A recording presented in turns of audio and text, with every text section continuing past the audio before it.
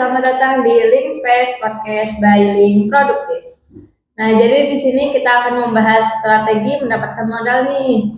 Pertanyaannya, strategi apa yang paling efektif agar UMKM bisa menarik perhatian investor atau pemberi pinjaman nih Pak? Oke, mengenai pembiayaan ya Mas Mbak ya, Mbak Febi. Oke. Di sini Mbak Febi, kaitannya dengan investor ya, atau pemberi pinjaman. Jadi memang pada dasarnya supaya UMKM ini tertarik, gitu kan? Iya. Ada beberapa hal yang memang wajib dilaksanakan oleh seorang UMKM. Apa saja sih yang memang harus dilaksanakan? Yang pertama, UMKM itu wajib membuat namanya cash flow. Apa cash flow? Cash flow itu yang pasti arus kasnya itu jelas gitu, ya kan? Dari mana masuknya gitu kan, berapa pengeluarannya gitu kan, rutin atau tidak gitu kan, pengeluaran pemasukannya kayak gitu kan. Nah, kemudian perputaran produknya juga harus cepat gitu. Lantas apa yang harus dijual gitu kan? Ya contohnya entah itu bisa baju, entah itu bisa makanan, entah itu bisa minuman dan lain sebagainya gitu kan. Intinya perputaran produknya itu cepat, stoknya itu tidak lama mengendap, intinya kayak gitu tuh kan gitu. Nah, kemudian pasarnya itu sudah jelas, segmentasi pasarnya itu sudah jelas, sasarannya itu juga sudah jelas gitu. Nah, kemudian harus mempunyai apa tadi, cash flow itu harus tercatat dengan rapi, dan jadi memang setiap hari harus tahu. Kenapa? Karena seorang investor itu tidak tertarik pada cerita saja, ya kan? Iya. Tidak tertarik sama dongeng doang.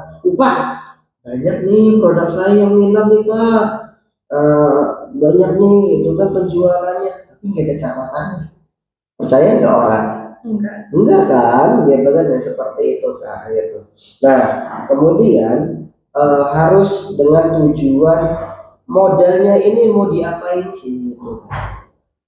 UMKM butuh modal ya kan, tapi modalnya ini mau diapain? Jangan sampai kita ngasih modal tapi modalnya itu dibelikan apa?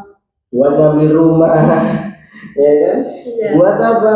Buat ngambil motor, tapi nggak sangkut pautnya dengan usaha. Nah ya kan, seorang pemberi pinjaman marah-marah nggak kira-kira? Marah sih. Marah dong, kalau uang saya kok nggak diputar, nggak dimanfaatkan dengan baik gitu kan, seperti itu. Nah, kata istilahnya contohnya, saya butuh nih modal untuk invest misalkan, untuk mesin potong bakso gitu kan ya, atau misalkan mesin cetak bakso gitu kan. Nah, yang dimana ketika ada mesin tersebut, produksi saya ini bisa nambah gitu, bisa naik gitu kan. Yang awalnya hanya 10% gitu kan dengan manual, ketika dengan menggunakan mesin itu naik 50%, ya kan? Iya. Omsetnya juga naik gitu kan. Nah, itu pasti akan tertarik gitu seorang investor seperti itu kan gitu. Nah, investor akan lebih percaya kepada UMKM yang apa? Pertama, sudah jalan gitu kan, walaupun kecil ya, tapi rapih dari pencatatannya, cash flow-nya dan sebagainya gitu kan. Ada pencatatan produksinya gitu kan, ada pencatatan secara detailnya. Oh, itu keren gitu kan ya guys. Nah, kemudian investor itu lebih nggak suka pada apa? Pada UMKM yang mungkin sudah besar, tapi kadang masih acak-acakan cash flow-nya gitu kan, tidak jelas gitu kan. Ya, seorang investor juga akan bingung gitu kan. Wah, ini perusahaan udah, misalkan UMKM udah bagus nih, udah besar, tapi kok manajemennya jelek, ya kan kayak gitu. Jadi tidak akan ketahuan itu kan berapa-berapanya itu yang bahaya gitu tuh kayak seperti itu. Jadi gitu Kak, strateginya adalah apa? Yang memang pada dasarnya harus apa? Cash flow-nya jelas, perputarannya cepat, itu kan produknya ya. Kemudian apa? Modalnya itu mau buat apa sih gitu kan? Seperti itu. Jadi dispesifikasikan seperti itu kan. Oke, lanjut ya Pak. Oke, lanjut. Pertanyaan selanjutnya yaitu bagaimana cara menyesuaikan jumlah modal yang diajukan dengan kapasitas usaha yang dimiliki nih. Waduh, ini nih lumayan ya. Nah, jadi memang ini kaitan dengan hitung-hitungan ya. Ya. Jadi memang UMKM itu kebanyakan ngajuin modal tuh itu berdasarkan keinginan, bener kan? Benar. Kebanyakan keinginan nggak benar. Dibanding dengan apa?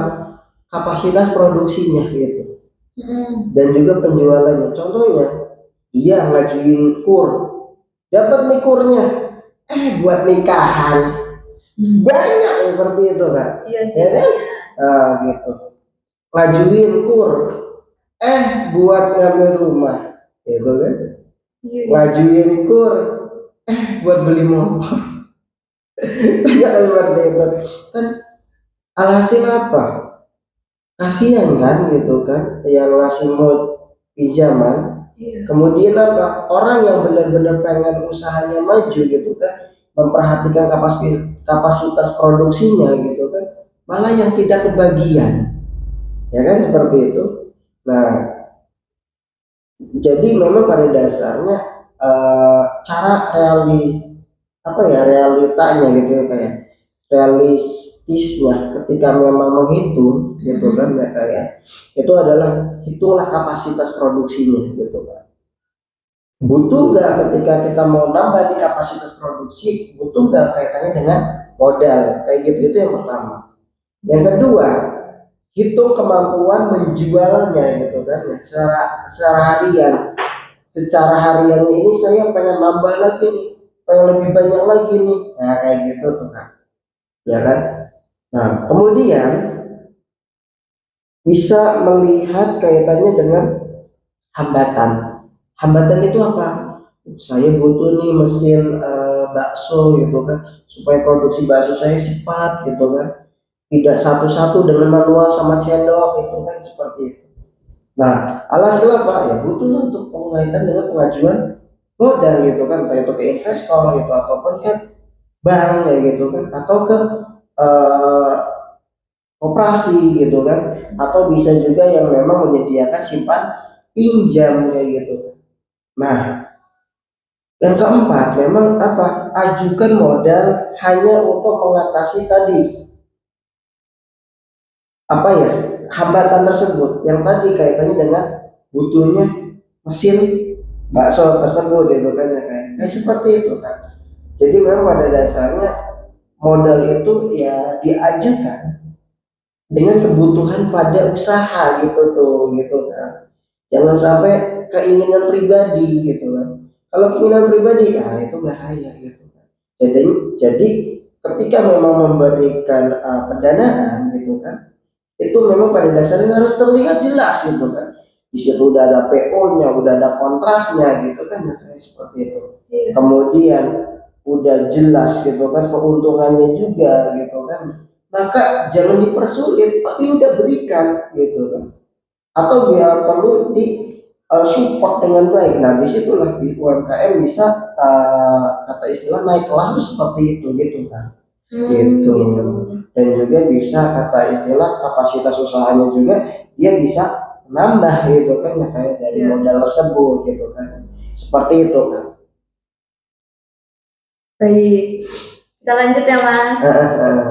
Pertanyaan selanjutnya, apa risiko terbesar jika UMKM ini mengambil modal tanpa perencanaan yang matang? Iya benar. Ya tadi yang dibicarakan gitu kan. Ketika memang kita tidak melakukan perencanaan, itu kan berarti sama dengan dia mengajukan pembiayaan itu dengan keinginan kita, ya kan?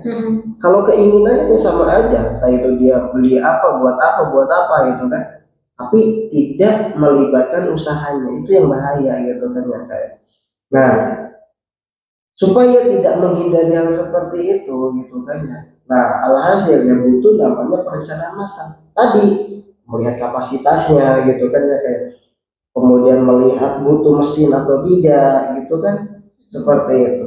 Melihat juga gitu kan kaitannya, udah ada PO nih dengan jumlah yang besar, kita butuh modal gitu kan ya.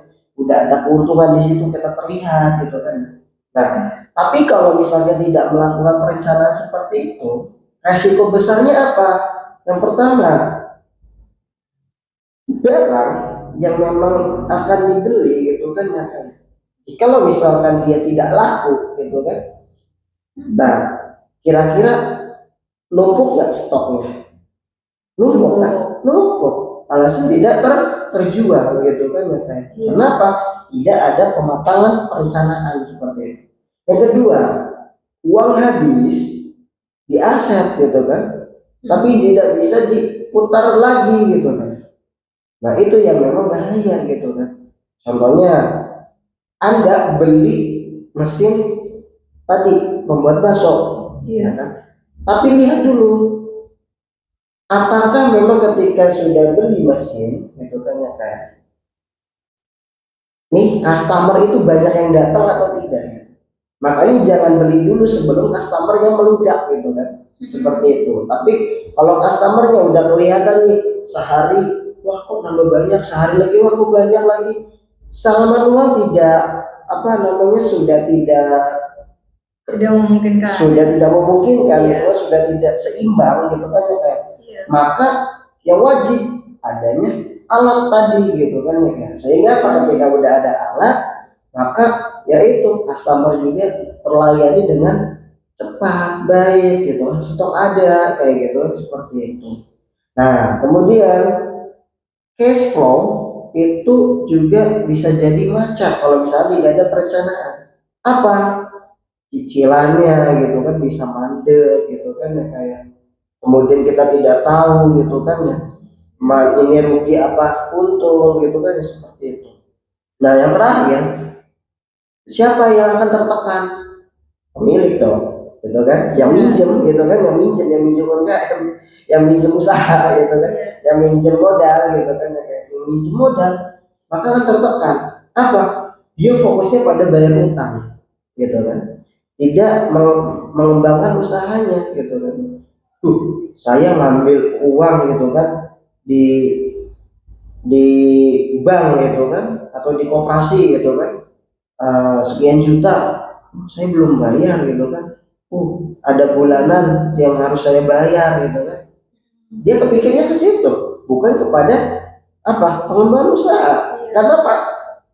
Kan tadi itu uangnya dijual ataupun di apa namanya dipakai untuk hal yang tidak mengembangkan UMKM gitu, yang tidak mengembangkan usahanya kayak gitu kan ya, seperti itu yang memang bahaya gitu kan. Ya jadi ketika ingin minjem itu diwajibkan adanya perencanaan matang, wajib udah adanya PO, itu lebih oke gitu kan. Orang di depan mata ada orderan masa nggak diambil, ya kan kayak seperti itu. Jadi seperti itu. Maka pada dasarnya wajib adanya perencanaan. Itu Kak Feby gitu kan ya kan. Nah, kesimpulan dari ketiga pertanyaan Kak Feby ya, gitu kan. Itu yang memang pada dasarnya gini. Investor itu tidak mencari UMKM yang hanya bercerita saja, gitu kan ya. Tapi memang investor gitu kan ataupun pemberi pinjaman gitu kan, itu mencari UMKM yang siap tumbuh, yang memang secara terukur ya kan, cash flow-nya jelas, tujuannya jelas, uangnya buat apa jelas itu kan. Ketika tambahan investasi itu kan udah jelas, nanti produksinya juga secara banyak, customernya juga berdatangan kayak gitu kan. Jadi memang modal itu mempercepat usaha yang memang sudah rapi gitu kan. Jadi ya tadi itu cash flow-nya gitu kan, tujuannya, perencanaannya itu sangat sangat dibutuhkan gitu. Nah, kemudian modal akan mempercepat apa? Kegagalan usaha juga. Yang memang apa? Usahanya masih berantakan. Usahanya yang cash flow-nya tidak tercatat. Mas hanya untuk mementingkan kepribadiannya sendiri. Itu yang memang pada dasarnya yang salah gitu kan ya kayak seperti itu. Jadi ketika ingin minjem ataupun mencari investor gitu kan, maka ya tolong harus dibuat perencanaan sematang mungkin kayak gitu Kak Feby. Gitu. Oke nih Kak, sampai jumpa ya di episode selanjutnya ya. Siap, siap Kak Feby. Terima kasih juga atas sharing-sharingnya. Oke, terima kasih Kak Feby. Dadah. Dadah.